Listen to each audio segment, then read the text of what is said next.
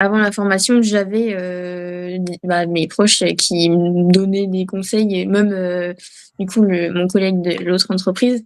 Mais en fait, lui-même, il était pas accompagné et même s'il voulait bien faire, enfin ses conseils, ils étaient «nuls» entre guillemets. Est-ce que, du coup, tu as déjà commencé à avoir, des ventes à travers les pubs ou pas du tout? Je suis en train de faire des croquis là. J'ai une mise en location aussi qui est en cours. Quelque chose qui je me suis un peu, «cramée» entre guillemets, mais c'est normal au début, c'est que, c'est compliqué de parler de budget sans que les gens ils «forcent» entre guillemets pour, que tu en donnes un. Bonjour, moi c'est Clélia et je suis mentor à l'intérieur du mentorat et aujourd'hui on va interviewer Elisa. Bonjour Elisa, Bonjour. comment tu vas? Très bien et toi? Merci. Ça va, merci. Est-ce que tu peux nous parler un petit peu de ce que tu fais? Oui, alors moi je suis costumière, spécialisée dans les disciplines, artistiques, donc pole dance, gymnastique, curling, et cetera. Donc les costumes en lycra. Du coup, en micro-entreprise depuis, 2024 et je fais des costumes, autant pour les athlètes, qui font, des compétitions que pour les performeurs, dont c'est le métier ou non. Voilà, autrement, oui, j'ai fait un DNMAT spectacle avant, du coup spécialisé costumes historiques, mais moi j'ai décidé de me spécialiser donc dans les disciplines, artistiques. OK. Voilà. Là, du coup, tu disais que tu t'étais lancée donc en 2024. C'est vraiment le début, où tu as acté ou tu avais déjà commencé un petit peu avant? Non, en fait, j'ai eu mon diplôme en juin 2024 et D'accord. 2 semaines après, j'ai fait mon entreprise. D'accord, OK. Et du coup, toi, comment tu as découvert le mentorat? Enfin, c'était sur Instagram, c'était un challenge, Le je challenge sais des plus 4 du tout jours? le nom. Oui, c'est ça et voilà. Est-ce que, au moment où du coup tu as découvert ce challenge, tu t'es dit: «Bon, je vais tester, je vais voir ce que ça donne» ou plutôt tu avais une réelle envie d'être aidée à ce moment-là? Enfin, comment ça s'est passé, à ce moment-là dans ta tête pour que tu décides de faire le challenge et de t'inscrire par la suite? Oui, bah, je suis pas sûre d'avoir eu conscience à ce moment-là que j'avais besoin vraiment d'être aidée, mais je voyais bien que j'avais du mal, vraiment à construire, vraiment quelque chose. Donc je me suis dit: «Bah, allez, on va essayer, ça peut que, être positif et puis au pire, j'arrête» et voilà. D'accord, OK. Et du coup là, une fois que tu es rentrée dans le mentorat, sur quoi tu as travaillé? Raconte-nous un petit peu, ce que tu as mis en place, les changements surtout du avant et du après. Avant le premier challenge ou vraiment la formation? Oui, avant la formation et après et pendant. Enfin, La première fois que j'ai vu le mentorat, c'était, février ou avril, je crois, en début, 2025 et j'avais pas, signé le contrat et tout au final parce que ça m'engageait à trop d'argent, mmh, sur le moment et enfin tu c'était pouvais pas le pas. moment, OK.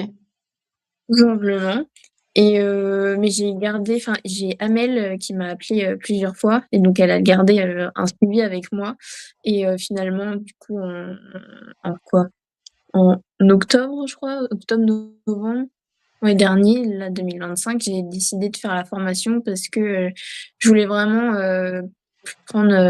développer vraiment, ma marque Stiza pour plus être dépendante, de l'autre marque avec qui je travaillais, notamment parce que ça il y avait plein de choses qui allaient pas Mmh. et donc je savais qu'il y avait quelque chose à faire et je voulais me donner les moyens, et je voyais bien que toute seule dans mon coin, ça commençait à être C'était plus compliqué. dur. Enfin, OK. on peut voilà, toute seule, c'est parfois plus rapide, mais ensemble on va plus loin, comme on dit. Mmh.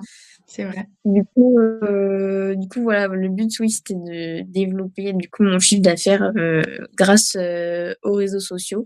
Puis, moi, j'ai beaucoup aimé, tout ce qui est audiovisuel, en fait, j'aime tous les domaines du spectacle et du OK. coup, depuis petite, je faisais déjà, du montage vidéo, des vidéos sur YouTube et tout, donc ça m'intéressait aussi de développer, tout ça. Mmh. OK. Et du coup, toi, là, est-ce que tu peux nous parler un petit peu de ton expérience, avec ton coach? Qu'est-ce que vous avez mis en place? Qu'est-ce que tu as réussi, à faire, dans la formation? Oui, bah, en fait, on a revu, toutes, les bases, de mon entreprise pour revoir, l'organisation. Aussi, mon positionnement, ça c'était C'est la base. vraiment un gros morceau, c'est ça et ça a pris beaucoup de temps, mais avant j'étais ma enfin mon positionnement c'était vraiment, la créatrice, enfin je dis créatrice parce que c'est plus global, mais la costumière, qui commence, qui ose pas, affirmer ses prix, qui ose pas s'affirmer en fait et qui mendie un peu, enfin j'exagère, mais qui Oui. mendie quand même, le travail et qui ose pas, bah, poser ses limites, tout simplement. Et du coup, au fur et à mesure, bah, j'ai pris confiance, en moi et mon travail, pour oser m'affirmer et donc là, je dirais sur la fin de ma transition entre les 2 positionnements et c'était dur, mais ça paye ses fruits déjà donc je suis contente et aussi donc la pub, on a vu, plein de choses, mais vraiment les fondations, bah, pour apprendre à gérer son entreprise, en fait. En fait, c'est vrai que toute la partie cible, positionnement, offre, elle, outre le fait que, bah, ça pose les bases, ça te remet aussi en confiance de dire: «Bah, ouais, en fait, ce que je fais, ça vaut et Mmh. il faut le mettre en avant, quoi». Donc ça, c'est vrai que c'est super important et du coup, là, tu disais donc vous avez travaillé pour, enfin, avec la pub et du coup, tu as mis de la pub en place, c'est ça? Oui, OK oui, oui. et tu avais déjà des bases avant ou tu as découvert ça avec le mentorat? De la pub? Ouais, J'avais déjà essayé, mais non. Non. ça t'a trop fait peur. Ça avait pas ouais, c'est ça. Ça avait rien donné, mais maintenant je comprends pourquoi. Bah, c'est vrai que la pub, quand on n'a pas un minimum de base, c'est super compliqué et quand tu es bien accompagné, surtout que toi, du coup, tu as eu un coach, bah, spécialisé dans la pub, donc ça aide, justement à pouvoir pousser et obtenir des bons résultats, quoi. Donc ça, c'est top. Mmh mh.